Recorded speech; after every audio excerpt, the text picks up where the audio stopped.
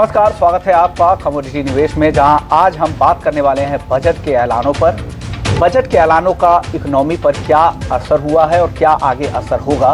Budget में अलग अलग इंडस्ट्री की डिमांड क्या पूरी हुई है या बजट में क्या मिसिंग था, तमाम मुद्दों पर होगी चर्चा। हमारे साथ कई जाने माने एक्सपर्ट्स हैं। हमारे साथ बीके सब्रवाल साहब हैं जो पीएचडी सीसीआई के कैपिटल एंड कमोडिटी मार्केट के चेयरमैन है। साथ ही आगे हमारे साथ धानुका ग्रुप के चेयरमैन राम गोपाल अग्रवाल साहब होंगे और साथ ही सवर धनानिया साहब होंगे जो प्रेसिडेंट है all India rubber industries association के। आप चारों ही मेहमानों का स्वागत है। और साथ ही अनुज गुप्ता जी है, आईआईएफएल सिक्योरिटीज के कमोडिटी और करेंसी के वाइस प्रेसिडेंट है। चलिए शुरुआत कर लेते हैं। सबसे पहले बीके सब्रवाल साहब, अगर ओवरऑल अगर बजट पर बात की जाए तो आपको ऐसा क्या लग रहा है, आप क्या सेंस कर रहे हैं, क्या ऐसी चीजें थी जो इकोनॉमी को यहां से ड्राइव कर सकती हैं? देखिए, ओवरऑल बजट एक पॉजिटिव बजट है। कैपेक्स को 40% बढ़ाना, वो एक इंफ्रास्ट्रक्चर को बूस्ट मिलेगा। आज फिस्कल डेफिसिट का टारगेट 6.4 रखना, जो पिछले साल का 6.8 था और 6.9 रिवाइज किया गया कल, और अगले साल के लिए 6.4 रखना, ये टोटल इकोनॉमी को बूस्ट करेगा। आज ज्यादातर लोग ये कह रहे हैं कि no news is not a bad news, कि भाई कोई खास टैक्स किसी चीज पर लगा ही नहीं। और मार्केट ने, शेयर बाजार ने कल भी और आज भी बजट को थम्स अप दिया। तो ओवरऑल यही कहा जाएगा कि इकोनॉमी को बूस्ट करने के लिए, जैसी कि उम्मीद थी कि शायद पॉपुलिस्टिक बजट आए, पर पॉपुलिस्टिक बजट ना आकर इकोनॉमी और ग्रोथ ओरिएंटेड बजट ही है। तो ओवरऑल बजट मैं ये कहूंगा कि अच्छा ही है बजट। चलिए, हमारे साथ राम गोपाल अग्रवाल साहब भी हैं, चेयरमैन है धानुका ग्रुप के। सर, आपसे मेरा सवाल यही होगा, सर गति शक्ति प्लान के जरिए इंफ्रास्ट्रक्चर को मजबूत करने की तैयारी है, साथ ही एग्री सेक्टर में टेक्नोलॉजी पर फोकस ज्यादा दिखा सरकार का। लगा कि एग्रीटेक कंपनियों के जरिए एग्री सेक्टर की ग्रोथ को बढ़ाया जा सकता है। साथ ही ड्रोन का इस्तेमाल बढ़ाने की भी तैयारी है। इन सब का पूरे ही एग्री मार्केट पे कितना फायदा होगा, क्योंकि आप एक एग्रीटेक कंपनी होने के साथ साथ आप कई सारे ऐसे सेगमेंट में मौजूद है जो पूरे आपके सेगमेंट को, आपकी इंडस्ट्री को इस पे असर पड़ेगा। तो आप इस बजट को किस तरह से देखते हैं? देखिए, आज ये बजट जो है काफी बैलेंस बजट है। आज ये लॉन्ग टर्म विजन को रख के बनाया गया बजट है। शॉर्ट टर्म के लिए कोई लॉलीपॉप नहीं दिए गए। आज होता कि आप मछली बांटते रहें, इस बजट में मछलियां न बांट के मछली पकड़ने का जाल और लोगों को मछली पकड़ना सिखाना, मतलब स्किल डेवलपमेंट और इंफ्रास्ट्रक्चर, इन दोनों से जो आपने कहा लॉजिस्टिक, आज लॉजिस्टिक ही एक कोई भी बिजनेस की जान है। आज कितना फास्ट आप प्रोडक्शन करके कितना फास्ट आप उसको ट्रांसपोर्ट कर सकते हैं। आज जो एग्री सेक्टर में बात हुई है, ये बहुत अच्छा फोकस है।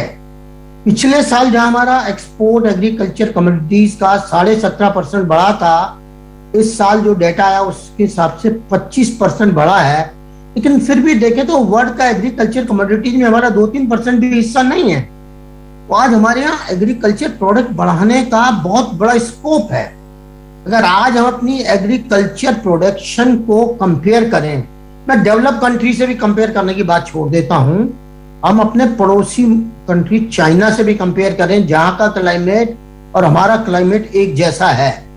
हमारा एग्रीकल्चर लैंड चाइना से ज्यादा, हमारा लैंड करीबन 160 मिलियन हेक्टर, चाइना का 120। हमारे यहाँ 1000 मिलीमीटर से ज्यादा बारिश, चाइना में 600 मिलीमीटर, और जीडीपी चाइना के हमारे से 3 गुना ज्यादा। तो आप समझिए हम कितना पीछे हैं। आज चाइना में कब से स्प्रे ड्रोन से हो रहे हैं, हमारे देश में अब ये टेक्नोलॉजी आ रही है। तो ये जो टेक्नोलॉजी का क्षेत्र खुला है, मैं समझता हूं कि इससे एग्रीकल्चर में जो हम पीछे थे, एवरग्रीन रेवोल्यूशन आएगा। ऑलरेडी हमारी कंपनी ड्रोन्स के क्षेत्र में भी है। हम एग्रीकल्चर के लिए जो इनपुट्स हैं वो भी प्रोवाइड कर रहे हैं। हम वही प्रोवाइड नहीं कर रहे हैं, हमने भी वेरियस यूनिवर्सिटीज के साथ एमओयू साइन करे हैं, जिसमें main Pantnagar, HAU, Lovely Professional University और भी काफी यूनिवर्सिटीज के साथ हमारी चर्चा चल रही है कि ड्रोन्स, क्योंकि नई टेक्नोलॉजी आ रही है, तो इसके साथ हमें यूनिवर्सिटीज के साथ मिलकर इनिशियली ड्रोन्स को स्टैंडर्डाइज करना पड़ेगा कि ड्रोन्स को कैसे इंडिया में, इंडियन क्लाइमेट कंडीशन में उसका सही इस्तेमाल हो सकता है।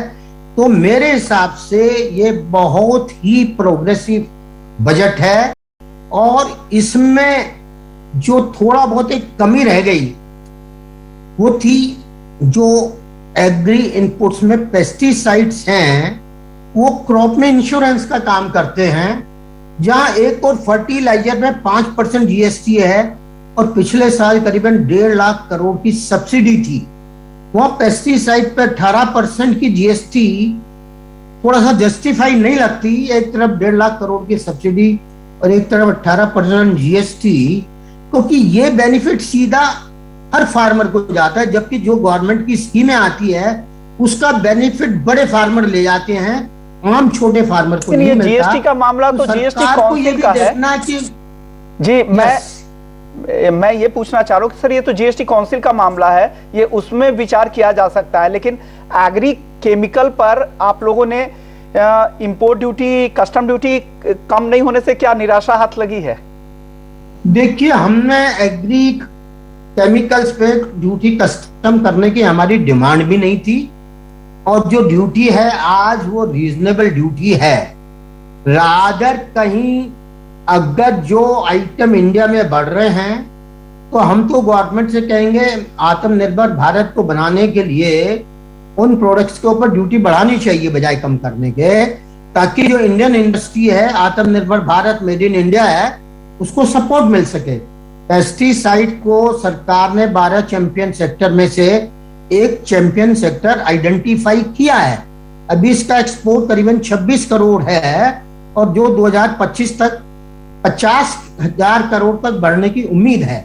तो हम सरकार से ये उम्मीद करते हैं कि इस सेक्टर को भी थोड़ा सा पॉलिसी वाइज जो एक पॉजिटिव फैक्टर होना चाहिए, उस एंगल से इस सेक्टर को देखना चाहिए। ओके, चलिए, अगर एग्री सेक्टर की अगर ग्रोथ की बात की जाए तो हालांकि 2016-17 मोदी सरकार के आने के बाद से एग्री सेक्टर की ग्रोथ में सुधार तो दिखा था, लेकिन फिर धीरे धीरे या तो स्टैग्नेंट हो गया या लगातार उसमें कमी आ रही है। 2021-22 की अगर देखें तो वो 4% से भी कम है। तो बीके सब्बरवाल साहब, आपको क्या लगता है एग्री सेक्टर में ग्रोथ जो ट्रेंड है वो नीचे की तरफ क्यों आ रहा है? लगातार नए अनाउंसमेंट भी एग्री सेक्टर को हो रहे हैं, रिफॉर्म्स करने की भी कोशिश हो रही है, लेकिन क्या दिक्कतें हो रही है कि हम उस तरह से ग्रोथ को रिवाइव नहीं कर पा रहे हैं?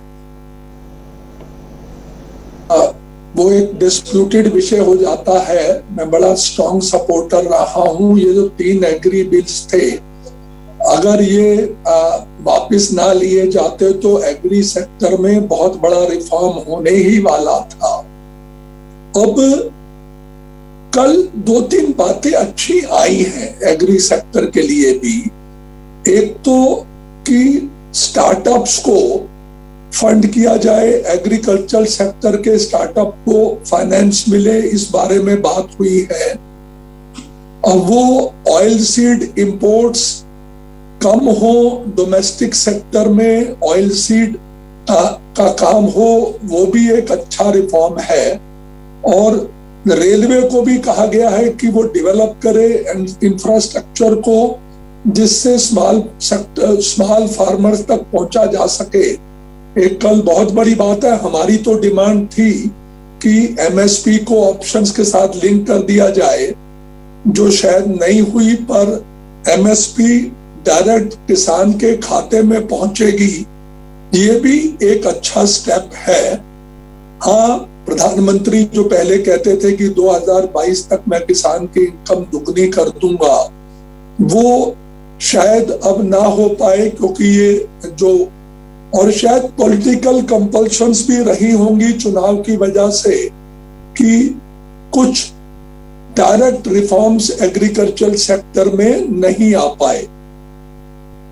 अनुज गुप्ता साहब भी हैं आईएफएल सिक्योरिटीज से। सर, एक ट्रेडर के तौर पे, एनालिस्ट के तौर पर आप लोगों की उम्मीद थी कि कमोडिटी ट्रांजैक्शन टैक्स कम होंगे और जो वॉल्यूम की जो दिक्कत है पूरे ही कमोडिटी डेरिवेटिव मार्केट में, उसको यहाँ पर बूस्टअप मिलेगा। हालांकि उस फ्रंट पर काफी निराशा हाथ लगी है। इसके अलावा बुलियन इंडस्ट्री में भी कुछ ऐसे अनाउंसमेंट नहीं हुए जिसका जिक्र किया जाए। तो ऐसे में क्या लग रहा है आपको, एक एनालिस्ट के तौर पर आप इस बजट को कैसे देख रहे हैं? Vishnu ji, good evening. देखिए, स्टेबल बजट में इसको कहूंगा, क्योंकि यहाँ पर जो एक्सपेक्टेशंस थी, चाहे वो जीएसटी को लेकर हो, चाहे वो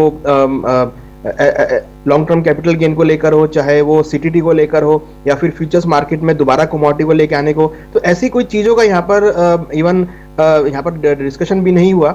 मुझे नहीं लगता कि ऐसा कोई यहाँ पर जो चेंजेस हुए हैं या फिर जो बजट आया है उससे कुछ कोई इफेक्ट पड़ेगा, क्योंकि बजट जो दिया गया है वो एक लॉन्ग टर्म पर्सपेक्टिव से रोड मैप तैयार किया गया है। शॉर्ट टर्म इसमें कोई ऐसा उल्लेख नहीं देखने को मिला। तो मुझे लगता है कि हालांकि कमोडिटी मार्केट में जो है ऐसा कोई डिस्कस देखने को नहीं मिला, मगर जिस तरीके से सरकार ने 2-3 चीजें यहाँ पर बहुत अच्छी कही हैं, जैसा कि 2023 को मोटे अनाज का एक साल बनाने की बात करी है, सोयाबीन की क्रॉप की साइड में पैदावार बढ़ाने की बात बोली है, जो कि ऑलरेडी एडिबल ऑयल मिशन यहाँ पे चलता हुआ दिख रहा है। तो मुझे लगता है कि इससे काफी अच्छा बूस्टअप मिलेगा कमोडिटी मार्केट में, क्योंकि कहीं ना कहीं देखें तो सोयाबीन और एडिबल ऑयल जो है वो काफी बड़ा मार्केट शेयर रखते हैं फ्यूचर्स मार्केट के अंदर। तो डेफिनेटली, और मुझे लगता है कि जिस तरीके से सरकार थोड़ा ऑप्टिमिस्टिक दिखी है, क्योंकि सोयाबीन पे उन्होंने पर्टिकुलर बोला है कि वो सोयाबीन की क्रॉप पे नजर रखेंगे, तो मुझे लगता है कि हो सकता है कि आने वाले दिनों में जो बैन लगा है वो यहाँ पर खुलता हुआ दिखाई दे, एक पॉजिटिव व्यू यहाँ पर देखने को मिल सकता है। साथ में सरकार ने ये भी बोला है कि जो प्रोक्यूरमेंट है वीट का और पैडी का, वो यहाँ पे सरकार ने बढ़ाया है। तो इससे ये इंडिकेशन आता है कि सरकार जो है वो काफी पॉजिटिव है एग्री कमोडिटी को लेके। तो कहीं ना कहीं हो सकता है कि शॉर्ट टर्म लिमिट के चलते ये यहाँ पर बैन हुआ हो, बट मुझे लगता है कि आने वाले समय में सरकार ऑप्टिमिस्टिक होगी फ्यूचर्स मार्केट के लिए, और यहाँ पर जो है आगे बैन ओपन होता हुआ दिखाई देगा। तो कहीं ना कहीं हम इनडायरेक्टली ये समझ सकते हैं कि ये कमोडिटी मार्केट के लिए सरकार का एक पॉजिटिव थम्स अप है। ओके, बीके सब्रवाल साहब, अब नॉन एग्री सेगमेंट की अगर कुछ बात की जाए तो गिफ्ट सिटी में जो इंटरनेशनल जितने भी इन्वेस्टर्स होते हैं उनकी सबसे बड़ी दिक्कत होती है कि कोई भी अगर विवाद हो तो उसे कैसे सुलझाया जाएगा। तो एक कदम तो ये था कि आर्बिट्रेशन यूनिट वहां पर गिफ्ट सिटी के अंदर ही खोली जाएगी, साथ ही इंटरनेशनल यूनिवर्सिटी भी वहां पर आने वाली है। इस पर आप क्या कहेंगे? देखिए, ये दोनों बहुत ही वेलकम स्टेप हैं। एक क्लियर इंडिकेशन दिया गया है कि गिफ्ट सिटी को बढ़ावा दिया जाएगा। International arbitration centre gift city में यानी हिंदुस्तान में आ जाना एक बहुत बड़ा बूस्ट है अपने आप में। और दूसरी बात कि आज गिफ्ट सिटी में कोई भी इंटरनेशनल यूनिवर्सिटी आ सकती है। हमें अपने बच्चों को अमेरिका, कनाडा, यूरोप पढ़ने के लिए भेजना पड़ता, सिंगापुर पढ़ने के लिए भेजना पड़ता था, वो सब यूनिवर्सिटीज अब हिंदुस्तान की गिफ्ट सिटी में आ जाएंगी।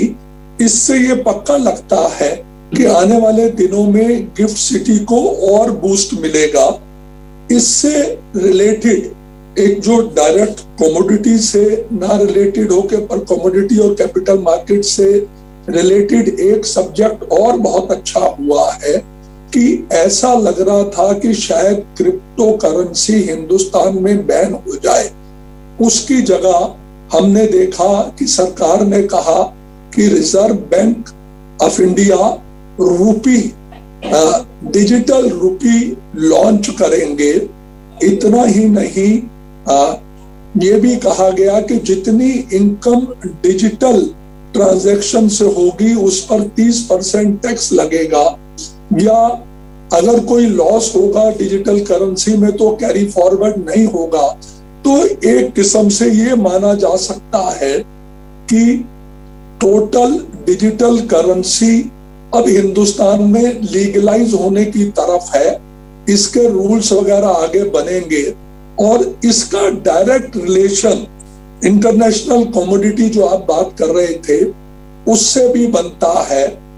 एक और बहुत अच्छा स्टेप जो कैपिटल मार्केट और कमोडिटी मार्केट को बूस्ट करेगा। बहुत कम लोगों ने नोट किया कि लॉन्ग टर्म कैपिटल गेन में सरचार्ज की मैक्सिमम लिमिट 15% कर दी गई, जो पहले 30% थी। जो overall tax long term capital gain 28% जाके पड़ता था, अब वो मैक्सिमम 23% पड़ेगा। तो उसमें भी 5% का बेनिफिट। बिल्कुल बिल्कुल। तो ये कुछ बड़ी बातें हैं। चलिए, हमारे साथ all India rubber industry association के प्रेसिडेंट सवर धनानिया साहब भी जुड़ गए हैं। सर, स्वागत है आपका ईटी नाउ स्वदेश पर। सर, आपसे मेरा सवाल ये होगा कि इंपोर्ट ड्यूटी में राहत की आप लोग, बदलाव की आप मांग कर रहे थे, जो मौजूदा ड्यूटी है जिसमें या तो आप 30 रुपए प्रति किलो या फिर 25% जो भी कम होता है वो ड्यूटी आप यहाँ पर होता है, लेकिन आप फ्लैट 25% ड्यूटी की मांग कर रहे थे। क्या इससे निराशा हाथ लगी है? क्या कोई बदलाव नहीं है इस वजह से? वो तो निराशा तो थी, ये जो मैन्युफैक्चरर्स को जो मांग की थी वो नहीं मिलने से निराशा तो है ही है। उसमें तो कोई बात नहीं है कि जो था वही रह गया, तो उसमें मैन्युफैक्चरर्स जो है निराश हुए हैं। हाँ सर, एक और बात कि रबर को आप लोग एग्री कमोडिटी चाह रहे हैं कि वो एग्री कमोडिटी का दर्जा उसको दिया जाए और साथ ही एमएसपी फिक्स करने की मांग है। तो क्या ये मांग को आप आगे भी बढ़ाएंगे? बजट के बाद भी इस तरह के फैसले की उम्मीद आप कर रहे हैं?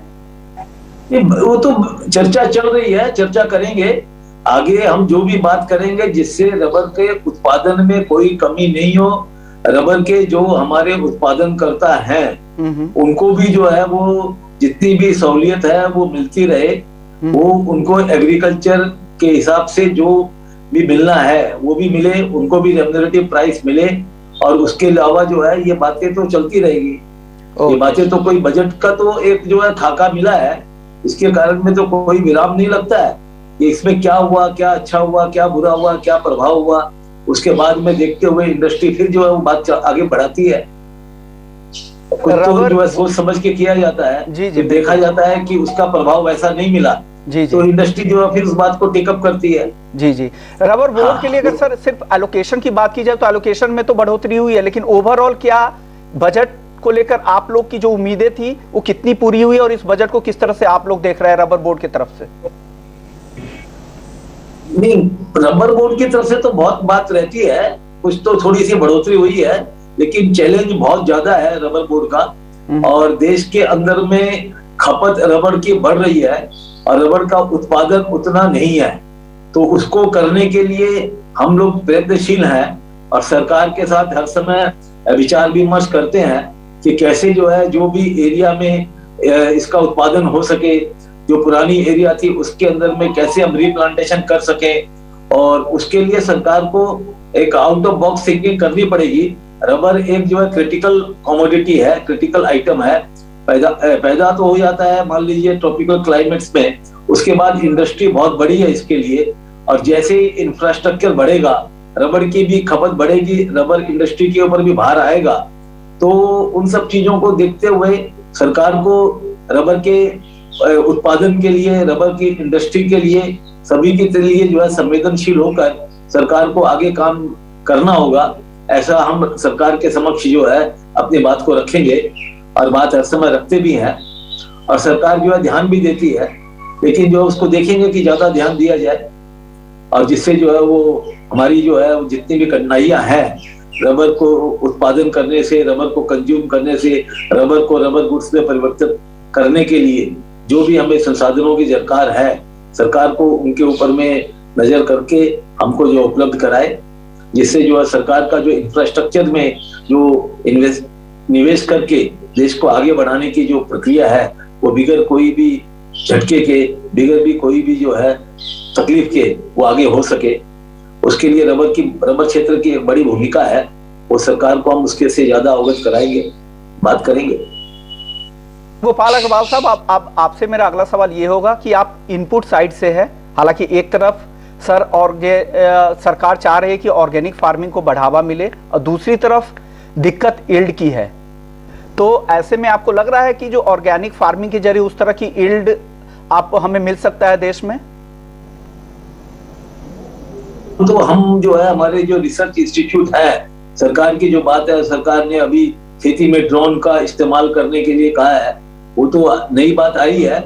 बाकी तो हम जो ऐसे देख रहे थे ऊपर से कैसे किस ढंग से जो है वो जियो सिप्टिकल से हम जो है रबर की खेती कहाँ होती है पूरी इसकी मैपिंग कर रहे थे।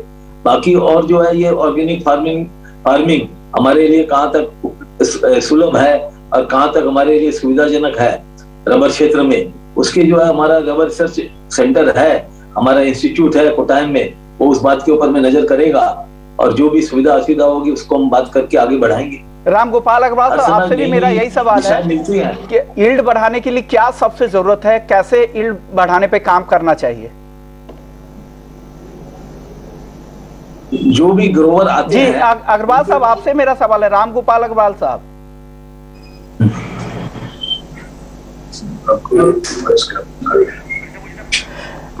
राम गोपाल अग्रवाल साहब, आपसे मेरा सवाल है, खेती में यील्ड को बढ़ावा देने के लिए क्या कदम उठाने की जरूरत है? शायद कुछ कनेक्शन में दिक्कत है, वापस से उन्हें जोड़ने की कोशिश करेंगे। बीके सब्रवाल साहब, सबसे बड़ी चिंता यील्ड की है खेती में, क्योंकि बाकी जो डेवलप्ड कंट्रीज है उससे हम अगर तुलना करें तो हमारा यील्ड काफी पीछे, 50% से भी कम यील्ड यहाँ पर है। तो इसके लिए क्या कदम उठाने की जरूरत है सब्रवाल साहब? किसान को पड़ेगा जी। दूसरी बात की जो अभी आप बात कर रहे थे ऑर्गेनिक खेती की, जिसकी अभी बहुत ज्यादा कमी है, उसको भी कैसे हम ज्यादा एजुकेट कर सकते हैं, यही एक बड़ा माध्यम रहेगा। दूसरा कि जैसे पहले भी बात आ रही थी कि हम और कौन सा माध्यम लें, क्या हम सीड्स लें, क्या पेस्टिसाइड्स करें कि जिससे पर हेक्टर जो है वो उत्पादन ज्यादा हो सके। आज उसका एक मुख्य कारण ये भी लगता है कि हमारा किसान उतना शिक्षित नहीं है। फिर एक बात मैं और कहता हूं कि आज किसान को ये डर रहता है कि जब उसकी क्रॉप आएगी तो क्या उसको वो जो भाव चल रहे हैं उस पर बिक पाएगा। हमें पता है कि फ्रेश क्रॉप आने पे बहुत कम भाव मिलता है, तो इसीलिए वो एमएसपी को हम शेयर बाजार के लोग, कमोडिटी बाजार के लोग इसलिए चाहते हैं कि ऑप्शन के साथ जोड़ा जाए। वेयर हाउसिंग ज्यादा डेवलप हो, आज किसान को अपने जहां वो प्रोड्यूस करता है उससे 50 किलोमीटर के अंदर अगर उसको वेयर हाउसिंग अवेलेबल है, या सरकार कोई कोल्ड स्टोरेज या वेयर हाउसिंग 15 दिन के लिए किसान को फ्री प्रोवाइड करवा दे। कुछ छोटा किसान आज वो कैसे इसको अपनी क्रॉप को अधिक कीमत ले पाएगा। तो सर नोटेड सर। अब आखिरी सवाल अब कच्चे तेल को लेकर होगी, क्योंकि ओपेक प्लस की आज बैठक है और इसका फैसला आने वाला है। एग्री कमोडिटी के बाद नॉन एग्री पर भी कुछ चर्चा होनी चाहिए। अनुज गुप्ता जी, क्या लग रहा है, ओपेक प्लस का क्या डिसीजन रह सकता है आज शाम? देखिए विश्वमोहन जी, मुझे लगता है कि ओपेक मेंबर अपना जो 4 लाख पर बैरल पर डे का है प्रोडक्शन, उस पर कायम रहेंगे। हालांकि जो प्रेशर है यूएस की तरफ से और इंडिया की तरफ से प्रोडक्शन बढ़ाने के लिए, वो भी यहाँ पे कंसीडर हो सकता है, मगर जो ड्रिलिंग में कॉस्टिंग है वो अभी भी चिंताजनक है। मुझे लगता है कि अभी जो है मार्केट ऑलरेडी ओवरबॉट जोन में है, तो एक करेक्शन यहाँ पर मैं एक्सपेक्ट कर रहा हूँ कि देखी जा सकती है। हालांकि क्रूड का जो ट्रेंड है वो पॉजिटिव है, बट मुझे लगता है कि जो करंट सिनेरियो चल रहा है यहाँ पर भावों में कुछ गिरावट देखने को मिल सकती है। हमारा मानना है कि भावों में एक नरमी का ट्रेड हो सकता है, तो यहाँ पर अभी खरीदारी से बचना चाहिए, क्योंकि रिस्क रिवॉर्ड ठीक नहीं है। थोड़ा वेट एंड वॉच करें, भाव नीचे अगर 6450 या 6500 के आसपास आते हैं तो ही खरीदारी करें। कच्चे तेल को लेकर शुक्रिया अनुज जी आपका, सबर धनानिया जी आपका, राम गोपाल अग्रवाल साहब आपका और बीके सब्रवाल साहब आपका। आप लोगों ने वक्त निकाला ईटी नाउ स्वदेश के लिए। तो कमोडिटी निवेश में फिलहाल इतना ही, लेकिन आप बने रहिए ईटी नाउ स्वदेश के साथ, क्योंकि ब्रेक के बाद आपके लिए लेकर आएंगे मनी मंत्र। नमस्कार।